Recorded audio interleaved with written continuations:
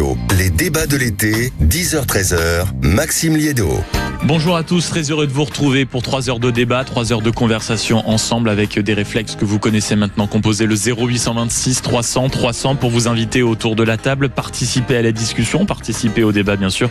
Vous avez également le site sudradio.fr, les réseaux sociaux ainsi que l'application. À partir de midi, on s'interrogera sur ces plus grandes fortunes de France qui objectivement rassemblent quand même tous les fantasmes, toutes les curiosités. Vous savez que chaque année il y a un classement en une d'un magazine, c'est le magazine Challenge.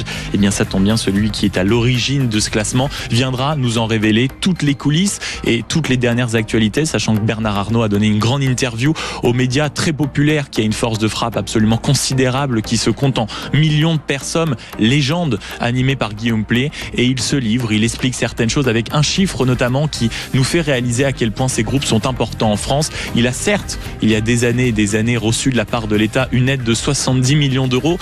Oui, enfin depuis, en impôts, en charges sociales, il en a donné à l'État 40 milliards, rien que ça, ce qui repose bien sûr dans ce pays la question de la réussite et de l'acceptation de ceux qui réussissent leur vie. Dans nos débats, on causera également de la suite de Marine Le Pen qui était en déplacement hier dans la Sarthe du côté de la Flèche, et il y a eu, vous l'entendrez, un petit comité d'accueil à coup de Marine en prison, c'est la honte. Ça donne quand même un petit avant-goût de ce qui risque de se passer à chaque fois que le fameux duo, le fameux tandem Bardella-Le Pen sera en déplacement. Est-ce que la campagne présidentielle ne risque pas tout simplement d'être confisqué par cette actualité judiciaire, avec en plus la Cour de cassation qui s'est prononcée ce matin et par la voix de son premier procureur qui a dit que, je cite, nous sommes en ordre de marche pour rendre cette décision avant le scrutin présidentiel et nous ferons tout, nous, en ce qui nous concerne, pour tenir cet objectif. Vous avez donc compris que cela ne va pas se jouer dans les prochaines semaines ni dans les prochains jours, mais surtout dans les prochains mois. Aussi dans nos débats, est-ce qu'il faut sauver nos centres-villes? Amis auditeurs, est-ce que vous faites encore, vous, vos courses dans les petits commerces, dans le petit boucher du coin, dans la boulangerie, dans les fameuses rues piétonnes qui font le charme de nos centres-villes? Ou est-ce que vous avez totalement changé votre manière de consommer, votre manière de faire des courses, à savoir en ligne, à savoir dans les grandes surfaces, à savoir dans les zones excentrées, les fameuses zones industrielles avec des mastodontes de galeries commerciales? Est-ce qu'il faut les sauver après tout, nos centres-villes? Parce que ce chiffre est tombé, 62% aujourd'hui de nos villes n'ont plus de commerce en leur sein. Et vous discuterez aussi avec nous 0826 300 300. Et enfin, on s'interrogera sur le niveau de l'éducation nationale. Vous aviez été énormément d'auditeurs à réagir lorsqu'on s'est interrogé sur le bac qu'on donnait soi-disant à une génération d'illettrés. Là, le ministre de l'Éducation ce matin a indiqué que le nombre d'enseignants avait bondi de 49%. Et pourtant, quand on voit ce qui se passe parfois devant nos élèves, dans les salles de classe, est-ce qu'on n'est pas tout simplement en train de fabriquer des mauvais professeurs? Est-ce qu'aujourd'hui, les professeurs sont encore une élite? Sont-ils au niveau? Tous ceux qui ont le concours aujourd'hui, venez discuter avec nous au 0826 300 300 durant les 3 prochaines heures. Pour le moment, il est 10h07. Notre première actualité. Les débats de l'été Sud Radio.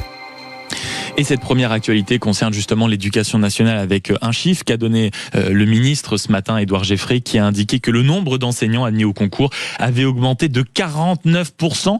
Un nombre donc de lauréats qui est passé de 16 000 à 24 000. Alors, est-ce une bonne nouvelle, ou, comme la question volontairement provocatrice a été posée il y a quelques secondes, sommes-nous encore en capacité de fabriquer des profs au niveau? Bonjour Aurélie Gagné.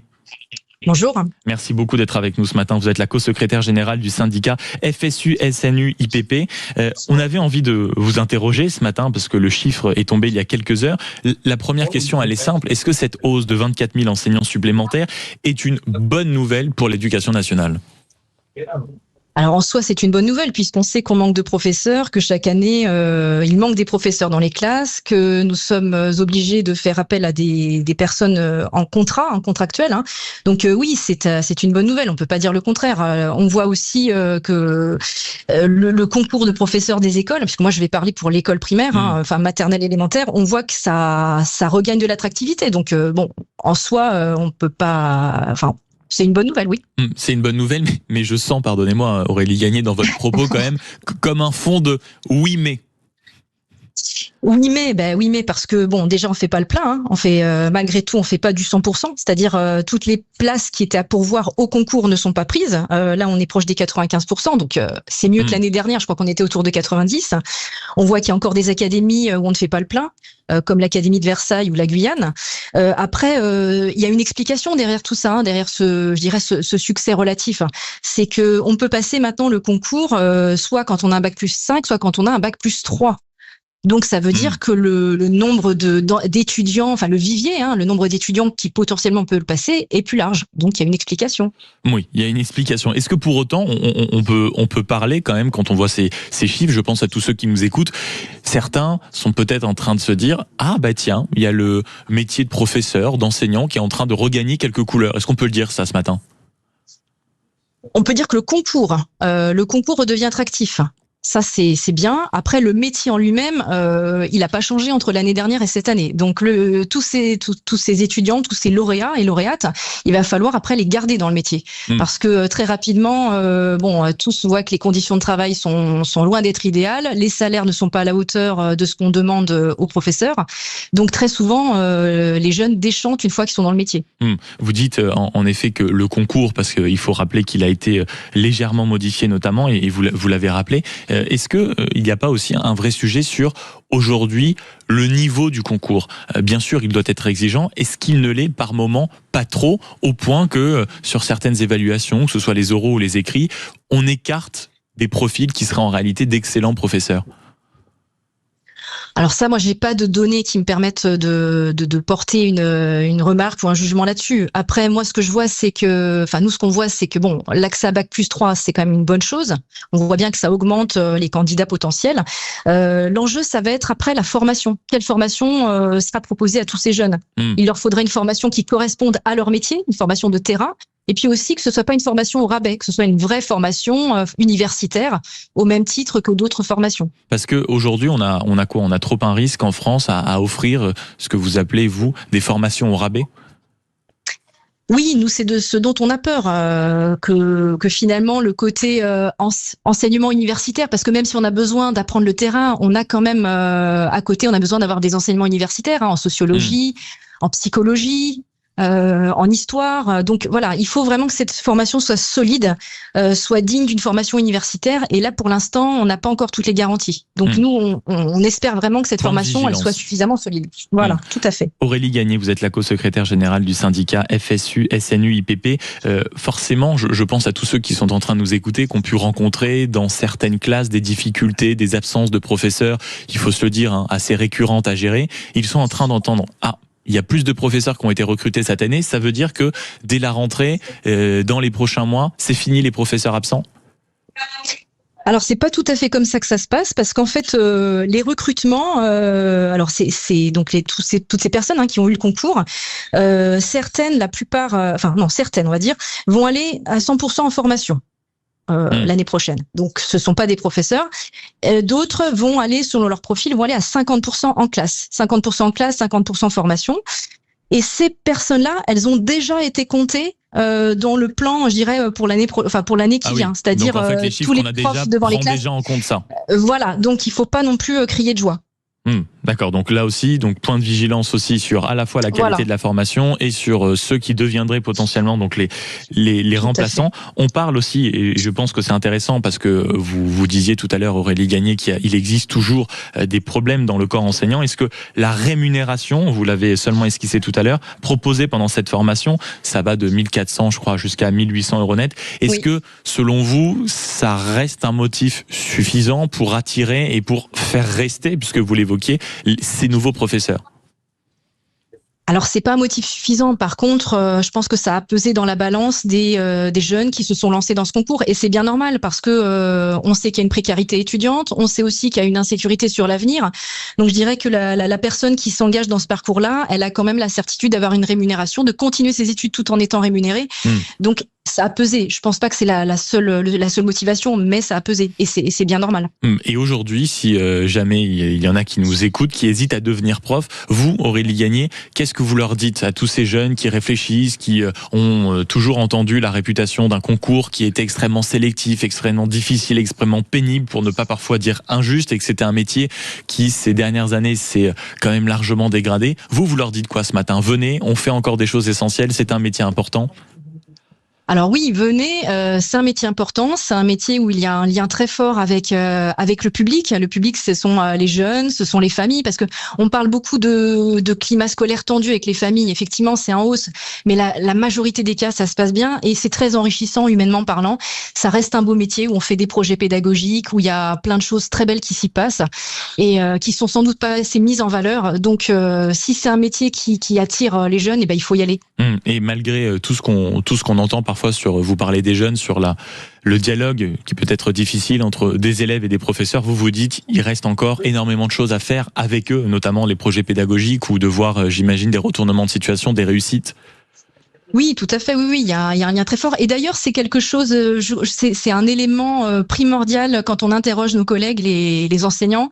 Ce qui compte en premier pour eux, c'est le contact avec leurs élèves, le contact avec les familles. C'est vraiment quelque chose qui les enrichit, qui est très très satisfaisant. Et c'est vrai que c'est très satisfaisant.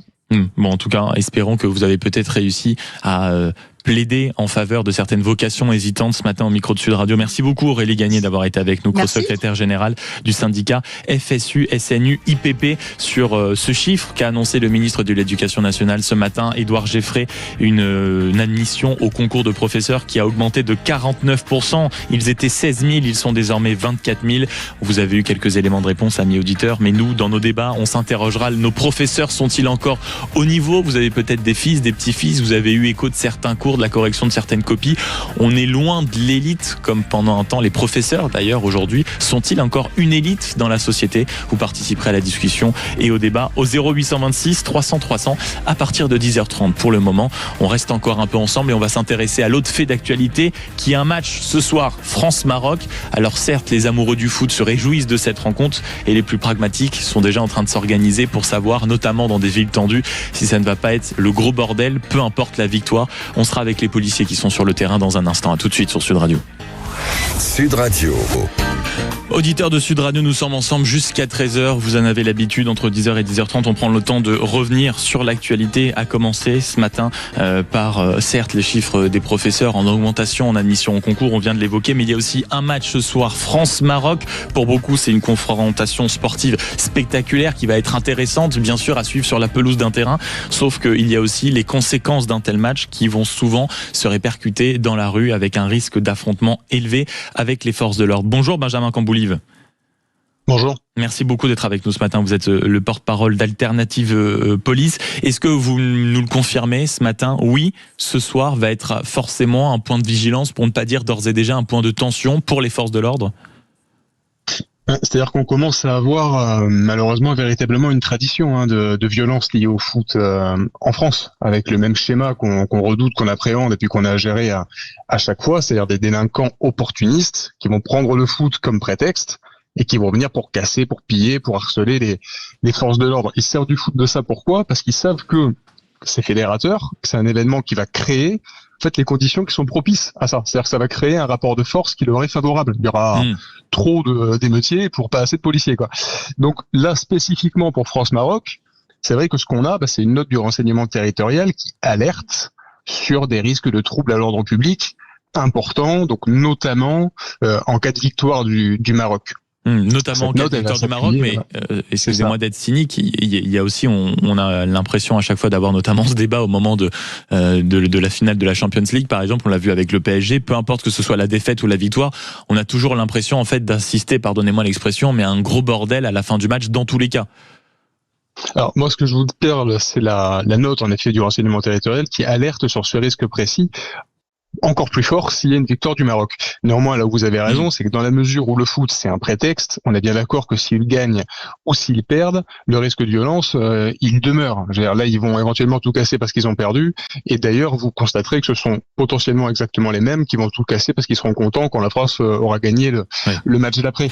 Mais là, spécifiquement, si on signale ça, c'est parce que cette note, elle s'appuie sur une veille qui est faite par le renseignement territorial, notamment sur les réseaux sociaux, où très directement, c'est des appels au chaos qui sont lancés. Donc voilà, là-dessus, forcément, le dispositif, il est calibré en fonction, à hauteur des moyens qui sont les nôtres. C'est-à-dire qu'à chaque fois que c'est possible, on essaie de calibrer des dispositifs. Donc à Paris, vous aurez des CRS, vous aurez des gendarmes mobiles, vous aurez les compagnies d'intervention, la préfecture de police de Paris, vous aurez les Bravem. Mais ce qu'il faut bien voir, c'est qu'avec la nature de l'événement, donc avec ce mondial, par définition, le risque, il n'est pas circonscrit à Paris. C'est un risque qui est diffus au niveau national. Donc ça veut dire que c'est partout que vous devez à la fois tenir des lieux sensibles qui sont prédéfinis et idéalement avoir une capacité de projection sur tous les mouvements de violence spontanés. Oui. Et ça, concrètement, c'est pas possible et c'est là qu'on est dépassé. C'est-à-dire que vous pouvez pas avoir en prévention des gros dispositifs énormes partout. Et c'est pour ça que le problème qu'on a dans ce type de configuration, il n'est pas tellement en fait sur le maintien de l'ordre, là où vous avez des points qui sont prédéfinis avec des unités spécialisées dans le maintien de l'ordre et des compagnies républicaines de sécurité ou de gendarmes mobiles qui sont placées, qui sont disposées pour maintenir l'ordre. Le problème, il est plutôt sur la notion de rétablissement de l'ordre, c'est-à-dire sur les violences urbaines, justement quand ça pète là où c'était pas prévu, là où les forces sont pas présentes et où on envoie qui pour aller se confronter au chaos dans la rue, aux violences urbaines, et ben en fait les collègues de commissariat qui sont pas préparés, qui sont pas formés, qui sont pas équipés pour gérer ça. Et eux, ils sont là au front pour essayer de gérer la situation de violence en attendant que des forces puissent arriver en renfort. Mais c'est là que vous avez les blessés. Benjamin Combouli, vous êtes le porte-parole d'Alternative Police. Pour rappeler le contexte aussi, ce soir, France-Maroc, match de foot très important. Est-ce que vous avez déjà un peu les chiffres des effectifs qui seront mobilisés un peu partout en France, notamment sur la capitale, pour qu'on réalise l'ampleur quand même du problème et ce que ça signifie pour vous aussi, une tension et une telle soirée? Alors, pour ce qui est des chiffres concrets, moi je les ai pas. Ce que je note, c'est que certains médias en annoncent. Alors, certains médias vous parlent de 20 000 forces de l'ordre au niveau national et 8 000 à Paris. Si c'est confirmé ces chiffres-là, donc on sera à 28 ça veut 000 dire qu'on est sur un ordre selon certains médias, encore une fois, moi j'ai pas cette information-là, je ne fais que de relayer ce que j'ai lu. Si c'est ça, c'est un dispositif qui est similaire à ce qu'on avait vu pour la finale de la Ligue des Champions. Mais encore une fois, je peux pas vous le garantir à 100%. Moi, ce que je sais, c'est que jusqu'à présent, dans ce mondial, on n'a pas eu de violence majeure consécutivement aux victoires du Maroc. En tout cas, rien qui était comparable, si vous voulez, à la finale de la Ligue des Champions. On a eu des incidents à Roubaix, à Toulouse, mais c'est pas la même ampleur. Néanmoins, ce soir, oui, il y a une préoccupation sécuritaire. Elle est évidente, elle est soulignée par le renseignement territorial. Ce qu'on voit, c'est que ceux qui vont être mis en avant, ceux qui vont être envoyés au charbon, comme à chaque fois, c'est évidemment les forces de l'ordre. Moi, ce que je veux souligner, c'est qu'on reçoit systématiquement des consignes de fermeté, que ce soit le ministre de l'Intérieur. C'est ce que j'allais vous demander, et d'ailleurs, on a l'impression, pardonnez-moi, ce sera peut-être excessivement cynique de ma part, mais que à chaque fois qu'il y a des appels à la fermeté, on voit des images toujours un peu plus chaotiques, avec des chiffres toujours plus impressionnants, mais derrière, on a quand même la plupart des autorités qui viennent nous dire que ça a été parfaitement géré. Alors c'est là où l'opinion sature, si vous voulez, c'est devant cette contradiction-là. C'est-à-dire que vous avez des annonces de fermeté, attention, vous allez voir ce que vous allez voir, on va rien laisser passer, et puis derrière on voit que ça crame partout et que vous vous retrouvez avec des policiers blessés et des gendarmes blessés. Donc forcément, il y a un décalage qui est pas audible pour l'opinion. Maintenant, moi ce que je veux souligner, c'est d'une part que les consignes de fermeté qu'on reçoit sont parfaitement légitimes. Qu'est-ce que vous voulez qu'ils nous disent d'autre, le ministère de l'Intérieur, à part si ça crame, vous intervenez, procédez à des interpellations dès qu'il y a des débordements. Ça, c'est une première chose. C'est normal que le ministre fasse ce type de préconisation, donne ce type de consignes. Et ensuite, sur quoi il faut insister également, c'est que mes collègues les appliquent, ces consignes de fermeté. Ils vont à l'interpellation. Ils ne les tolèrent pas. Donc c'est quoi, c'est qu'en réalité, vous êtes vraiment dépassé par la suite sur le terrain? Mais ce qui se passe, c'est que déjà, le nombre empêche de tenir la rue partout et tout le temps. Ça, c'est encore une fois la question du rapport de force. Et après, il y a une réalité de fond sur laquelle le policier n'a pas la main. C'est-à-dire que ces violences-là, elles tombent pas de la lune comme ça. C'est le fruit de deux manques. Le manque d'éducation des parents d'une part, sinon ils seraient pas en train de tout péter dans la rue et d'harceler les forces de l'ordre en pleine nuit. Et d'autre part, le manque de sanctions de la justice. L'éducation des parents. Mais en fait, il y a les deux. Je vous dis, c'est deux manques. Manque d'éducation des parents, manque de sanction de la justice. Le flic, il est au milieu, il court partout, il prend des coups, mais il peut pas régler ça. Donc, son boulot, c'est pas pour dire qu'il sert à rien. C'est-à-dire que le travail de police, qui est de mettre un terme aux infractions sur la voie publique, de mettre un terme aux violences, il sera toujours nécessaire. Mais tant qu'on en restera à une approche de surface, bah oui, vous aurez des flics qui seront toujours plus exposés, qui prendront toujours plus de coups. Alors, pour l'instant, tiennent encore le coup, les collègues, c'est-à-dire qu'ils sont toujours volontaires, déterminés, engagés. Mais il y a un moment où il faut aussi avoir conscience d'une part de la fatigue et d'autre part du fait que les mecs saturent d'être surexposés comme ça en permanence. Sachant que Benjamin Camboulive, en rappelant que vous êtes le porte-parole d'Alternative Police, je me mets aussi à la place de tous ceux qui sont en train de nous écouter actuellement, qui lisent les journaux, regardent un peu la télévision, écoutent la radio, et à longueur de temps, on a quand même des spécialistes sécurité qui maintenant sont très bien identifiés, qui expliquent à chaque fois qu'il y a, je réutilise l'expression, vous me pardonnerez à nouveau, le bordel dans la rue, des spécialistes sécurité qui viennent vous dire à quel point en réalité on n'en fait pas suffisamment parce qu'il y aurait d'autres choses à déployer. On pourrait débloquer certains camions, certaines unités, certaines manières de faire, et que le curseur en réalité pour le maintien de l'ordre n'est pas mis au niveau du danger face auquel vous vous retrouvez régulièrement. Est-ce que ça c'est juste ?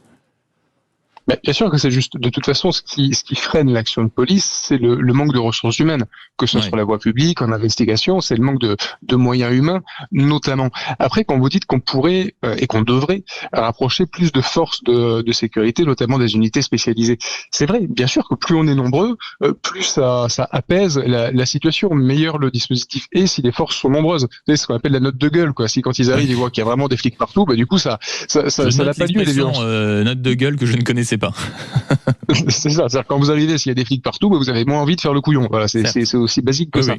Mais ça, vous ne pouvez pas l'avoir partout. D'une part, c'est même impossible. Vous n'aurez pas 3 flics tous les 2 mètres dans chaque rue de Paris et de France. Et c'est la faiblesse de ces dispositifs-là, c'est que forcément, ils vont pas aller là où sont les forces. Ils vont aller là où les dispositifs sont plus légers, et c'est dans ce cadre-là que ce sont mes collègues de commissariat qui sont confrontés à ça.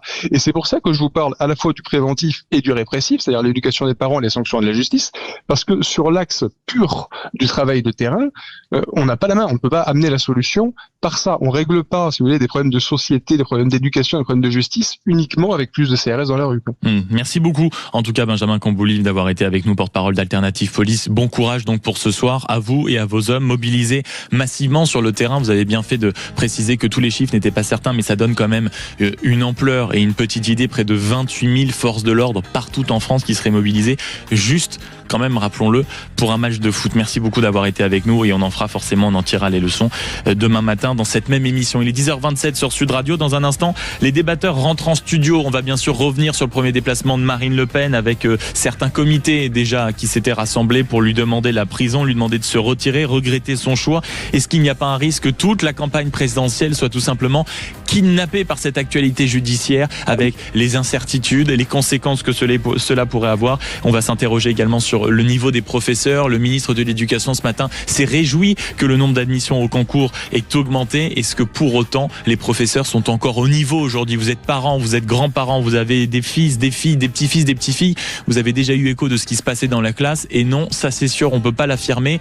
Les professeurs ne sont plus l'élite. Non, ils ne sont plus au niveau. On en débattra et nous reviendrons sur ces centres-villes. 62% aujourd'hui des villes n'ont plus de commerce. Est-ce que on doit sauver nos centres-villes, ou après tout on fait tout en ligne? C'est fini le petit boucher, c'est fini le petit boulanger, c'est fini la petite poissonnerie, c'est terminé. Les modes de consommation ont changé. Doit-on sauver nos centres-villes? Ça fera partie notamment des discussions que nous aurons dans une poignée de minutes sur Sud Radio. À tout de suite.